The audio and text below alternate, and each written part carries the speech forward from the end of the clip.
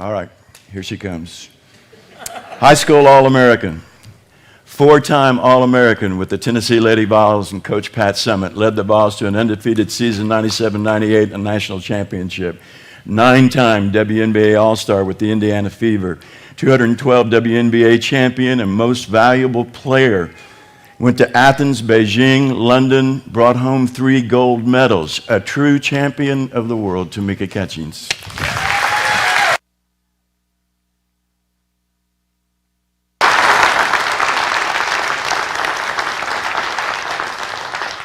Thank you. I want you to take a trip with me. Imagine a little girl. Yay, babe. I know we have some little ones in the audience. 2 pigtails, walking down the street. I have an older brother and an older sister. And every single day, I'm walking to school, past a big field of grass. Big field of grass, little girl, 2 pigtails with my brother and sister, my bodyguards. And every single day, we walk to school. And on the way to school, I'm dragging behind them because I don't want to go to school.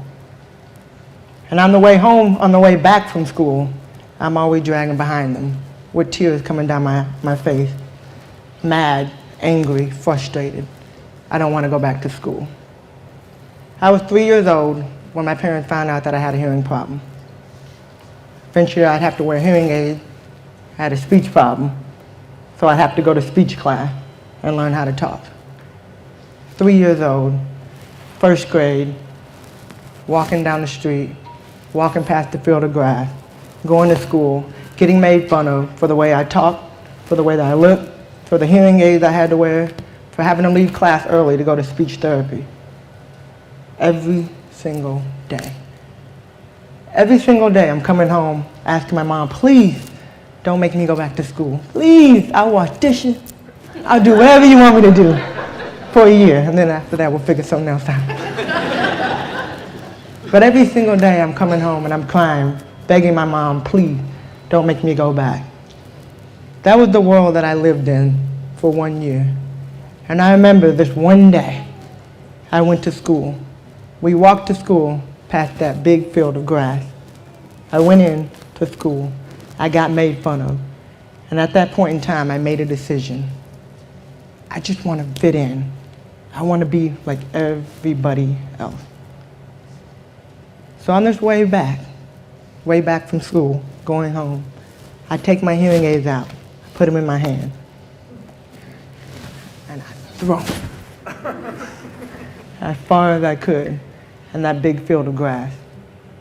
Now every single day, we played sports. And at that point, we were in softball. And I was the one that loved to get dirty. So we get home, we do your homework, we do our homework, we have a snack, and then we go to practice. Get home, do my homework, eat my snack, and my mom takes us to softball practice. We get to softball practice, I'm the catcher. And I'm the left field, and the center field, and the right field. But I'm that girl, I'm that tomboy, and I love to get dirty.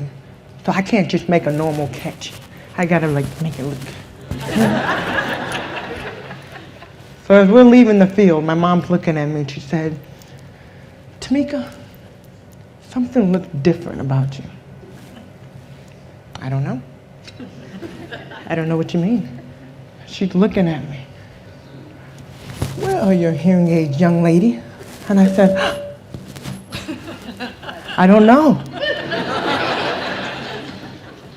Now, kids, I'm not telling you guys to lie, okay? This is my story. Your story is different.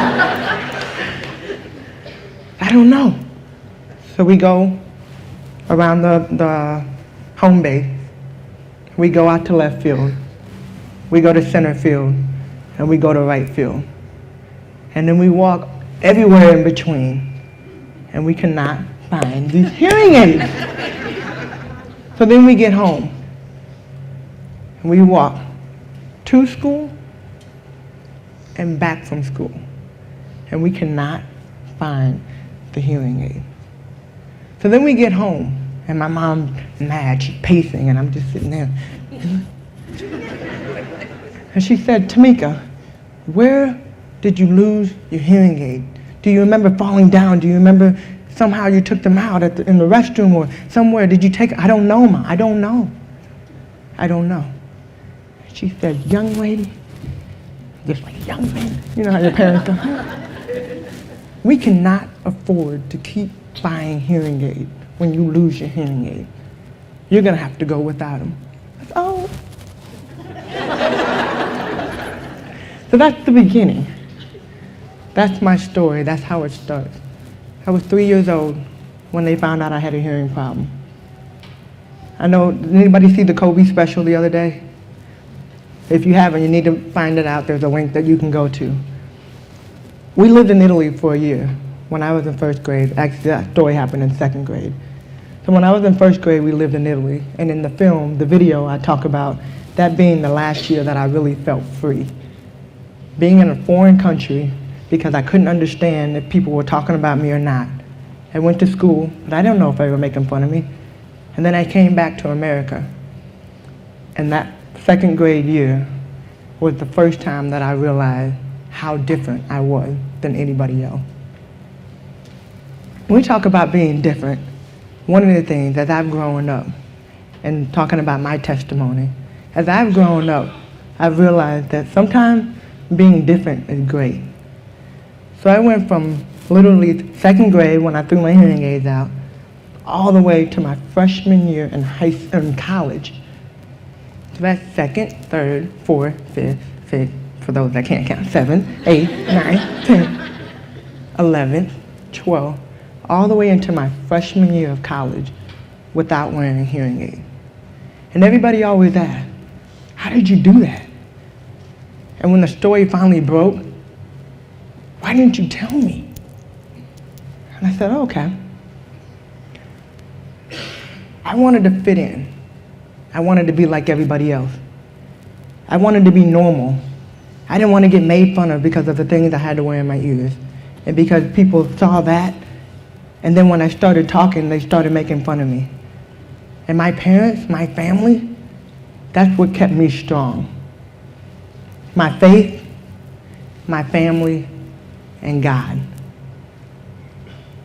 God, my faith, my family is what kept me strong, what helped me get to where I'm at today. So third grade, all the way up to my freshman year in college, I did 3 things. I sat in the first row in every single class. Every single time we went to church, I was always right there. In class, I would make sure that I read the textbook before I went to class so that I would know somewhere in this textbook, this teacher has to be talking about something. And then after class, I would make sure I would go up and talk to the teacher because I read lips. And I always tell people, I read lips, so if you're talking about me, I'm going to read your lips, and I'm going to know you're talking about me. So in class, whenever the teacher turned around, I can't see her lips. So my paper would have word blank, and I'd have to go after class, and I'd have to talk to my teacher about, hey, I know you were talking about this, but I need you to help me fill in the blank. But that's how I got through. My family, though, from that second grade, from that little girl that was scared, that didn't know, I just want to be like everybody else.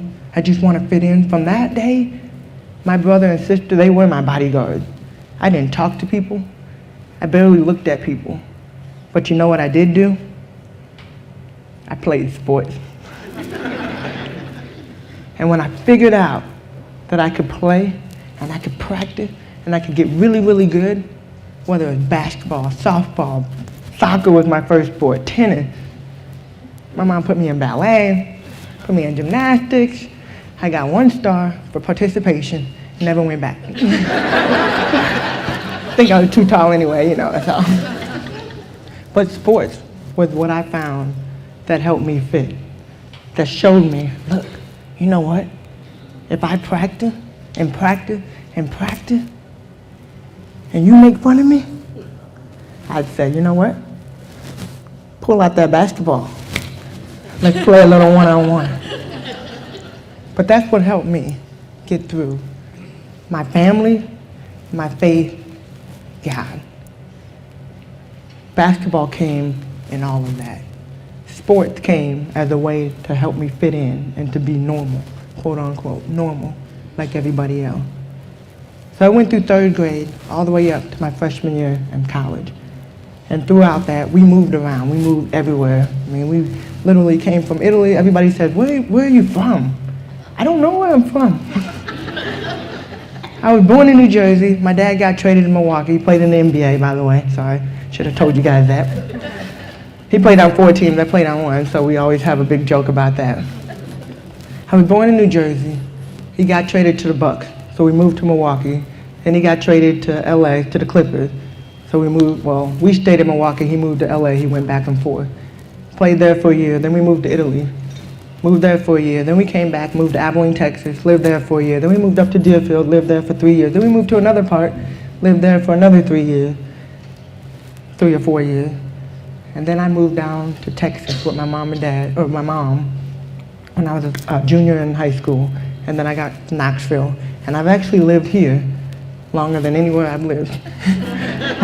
So now I'm like, I don't know if I'm a Hoosier, I don't know really what I am, but I can kind of fit in wherever I get in.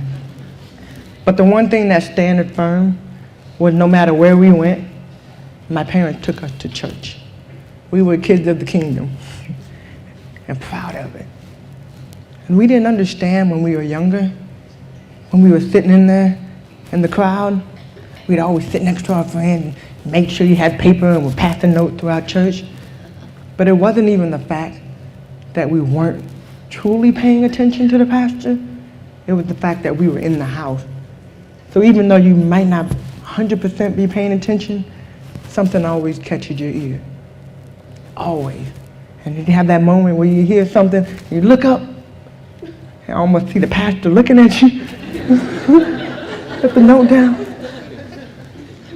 But that's what always stayed firm. And I remember we would go to church Sunday, Wednesday, sometimes we'd go back Sunday night, sometimes we'd have all things, different programs throughout the week. And I remember like, oh my God, we gotta go back to the church. By the time I got to college and I chose to go to University of Tennessee, I'm free. I can make my own decisions. If I want to go to church, I can. If I don't, I don't have to. But even with that, the seed had already been planted. Because I've been going to church pretty much, I felt like every single day in my life. Every single day. So I got to college that first year. And I don't know how many of you guys see my little Tennessee shirts. I like that. I told the guys over there, I'm like, gosh, y'all went back to the archive for these videos. I don't know who that was. But that freshman year, we had a great run. We went undefeated, won the whole tournament, had highs and lows throughout the season. But I never went to church that whole first year.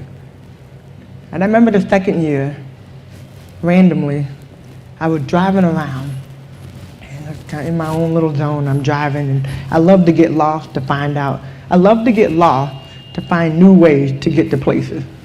I love shortcuts. So I was trying to find the fastest way. If there's traffic on this road, I'm gonna go this way, So I'm driving around, and I see this big billboard, and it was promoting this guest speaker. Don't remember his name. But I was like, you know what? There's 4 of us. We came in as the Fab Four. Tamika Randall, Ace Clement, Teresa Jeter, and myself. So I come back, I'm like, hey guys, I got something we can do. This Saturday they got a guest speaker, we need to be in the house, it seems like it's really cool. We all were raised in the church, and we all hung really tight, but for whatever reason, that first year, church just wasn't really that important. We were winning, everybody's skying high, heads a little bit big, like we got this. Then we get to the second year, we have some struggle. But you know what? We can still win because we pretty much have the same team. So we go to this church service. And the guy, we had the worship music, awesome. And he gets up and he speaks. And the topic is, who's your daddy? My daddy's at home. Who's your daddy? Now you have to realize between the four of us, one of us, my mom and dad are divorced. The other one never had a relationship with her dad. The other one, her dad was always around. At every game, he was always there. And the other one, her dad came when he felt like coming. So who's your daddy? And he talked about, that's your dad. No matter what, you always have somebody that's on your side. Always have somebody on your side. And I was like, at this point in time, all the pain that each of us had gone through at some point in time, it all came at that moment, all four of us coming up to the front and giving ourselves back to Christ and making that decision, you know what, from here on out, this is what's important to us. But isn't it easy sometimes when you go somewhere and you have a great speaker or a great moment or a great song and you're into it, right? You're into it. But then you have to walk away. You can't stay there forever. And so we left and we talked about it on the way home back to the dorm, and we're just talking about, you know, all the things that we're gonna do. Because at that point, basketball was our God. Basketball was definitely my God. So we came back, we came to the front. When we left, it was time to make a change. So junior year, I got involved with FCA. First time I heard about Fellowship of Christian Athletes. And I started going, one of my friends, actually a guy that was on crutches crossing the street, cute guy. I was like, oh, who are you? Hey, where you going? Ended up being a baseball player. His name was Jeremy. He said, I'm going to FCA. You want to go with me? I'm like, oh, yeah, what do they do? That sounds kind of creepy. So we talk about God. I was like, I'll check it out. So I went, and I started going every single week to be around athletes that were so strong in their faith and so committed to God, but they played their sport at a high level too. And that's what kept me going. Having Jeremy take me to that FCA. I know, that's how I felt sometimes too. Yeah. Having Jeremy start me off at FCA, and then going my senior year, it almost started unraveling again. Where is God? God is basketball. And it almost started happening again, where I started losing focus. And Pastor just talked about when you walk into the dark and you go and you do your own thing, you're always welcome to come back. Well, let me tell you, my senior year, Martin Luther King Jr. Day, we're playing against Mississippi State. About 3 minutes and 45 seconds left to go in the game. I'm on the right side, like the commentator. I'm on the right side, ball in my right hand, dribbling up half court, doing in and out. Shoot, come up, come to a jump stop, fall down. Like, get down there, gym's quiet. Everybody's like, oh my gosh. They get me up, we go to the back. My trainer, Jenny Moshek, I'm like, Jenny, I'm fine. You know, just take my knee up, I'm fine. Just put me back out there. She's like, no, we gotta find out what's going on. Tore my ACL. My dream since 7th grade was to be a professional basketball player. My dream since 7th grade was to be in the NBA. Freshman year, WNBA comes, and my dream is to be a WNBA player. So I'm working. Senior year, Martin Luther King Jr. Day, I go down. I'm like, I'm this close. The WNBA draft is 3 months away. Nobody's gonna want me. And I had that. Everything went through my head that fast. In that moment, I went down. And the moment that I go to the training room, and Jenny's looking at my knee, and then the doctor comes in, and they say, you've torn your ACL. You won't be coming back this season to play. Your collegiate career is over. And in my mind, in that moment, I'm thinking, oh my goodness, I might never play basketball again. What am I gonna do? In that moment, that's what I thought. And I'm crying, and my teammates after the game are coming in, and everybody's crying, and they're hugging me and all that. But it's funny, because that happened, but then as soon as they left, like I felt peace come over me. And I heard this voice, everything's gonna be okay. And I felt it. I really felt it. And it might have been, like to me, I'm just like kind of shaking right now. It might have been the only, like at that point in time, I had never really heard from God. But it was in that moment that it was like everything is gonna be all right. And then I started looking at my teammate, and I started thinking about all the issues that they had going on in their lives. And if there was one person that could handle it, it was me. My faith was strong.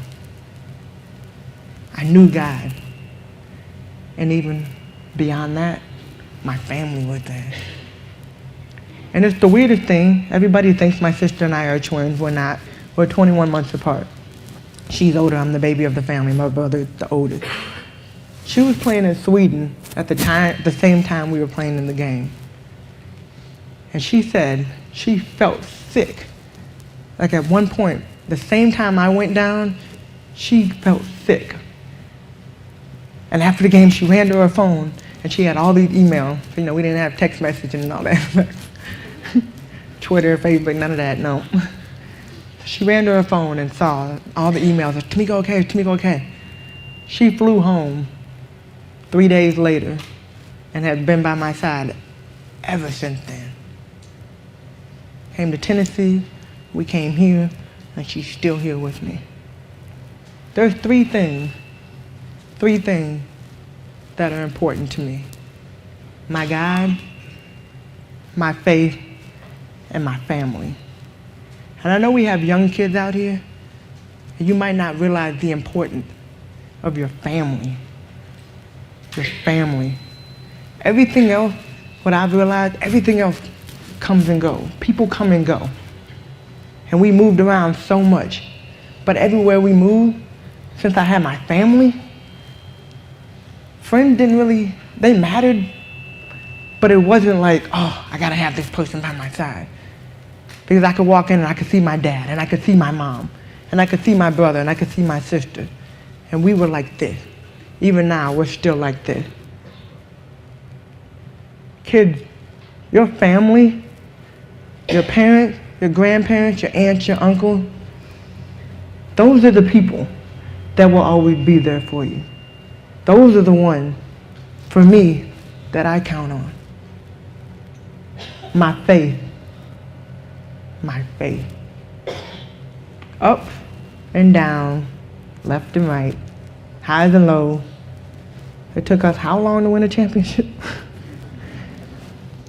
My faith is what keeps me going.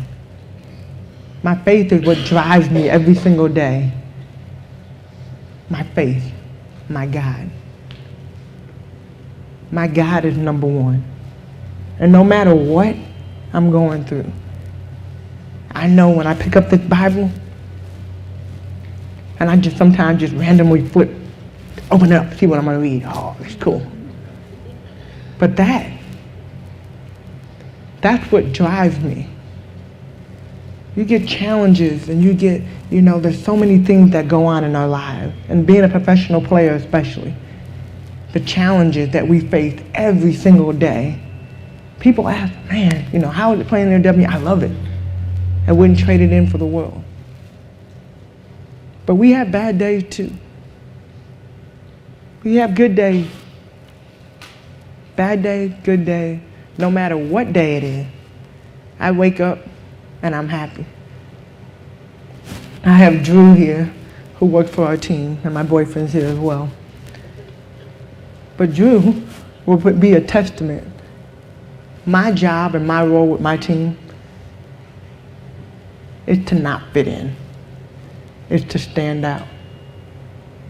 When I was in second grade, I wanted to fit in and be like everybody else. I wanted to be normal. But now, I want to stand out. And I want people to look at me. And I want them to say, man, what is it that makes her so different? And the more they're around, and the more they see, and the more they listen to my music, and the more they see how I walk and how I talk and what I read, I want that.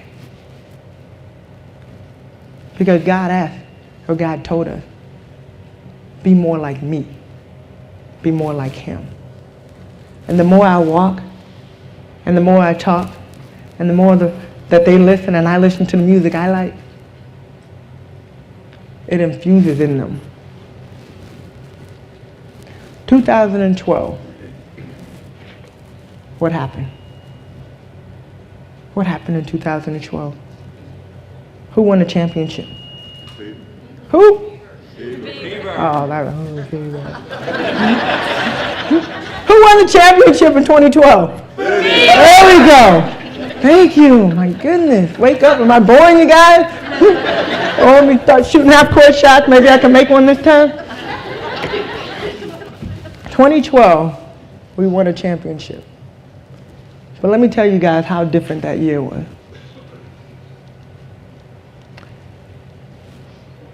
I felt like it was like the Midianite, the army. Remember, they started out with everything, this huge army. And then God dwindled it down. Think about our year. Y'all don't know this. This will be the first time you hear this. But in the beginning of the year, I started taking my teammates to church. A few, one or two here, one or two there. To by the end, half of the team would go into my church. So think about that. Now think about the tournament. Think about playoff. First round, who goes down? Y'all remember? Come on, it's 2015. It's only been 3 years. Katie Douglas, our best shooter, goes down against the Connecticut Sun. First round. Oh, the Fever will never win without Katie Douglas. We win. And we get to the second round. Actually, that might have been the second round. Second round, we lose Katie Douglas. Oh, the Fever will never win.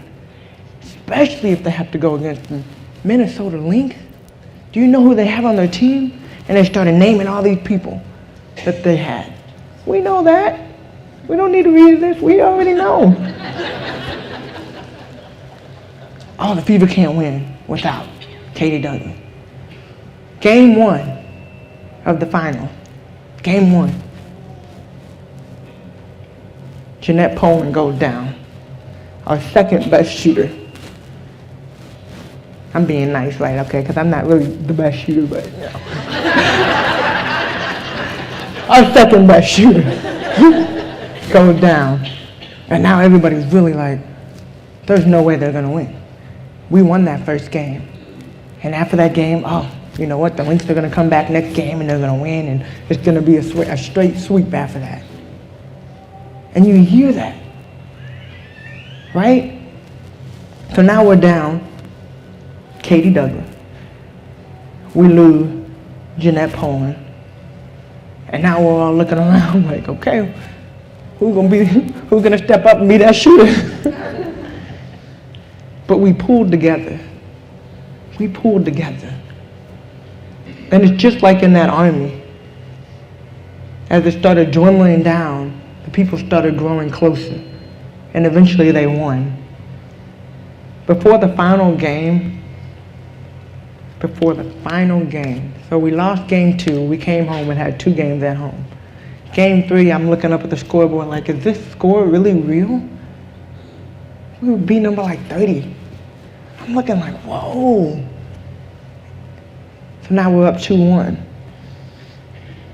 Now if you go back to 2009, we were up 2.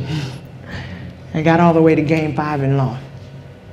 Before the final game, going into game 4, I got a gift for every single one of my teammates. A Bible with their names engraved on it. And I passed them on. I said, look, I'm not pushing God on any of you guys. But I know this will be the last time this may be the last time that we're all together. Because trades happen, people go, literally as soon as the games are over, people go overseas, people go back home, they're gone. Like everybody scatters like bam.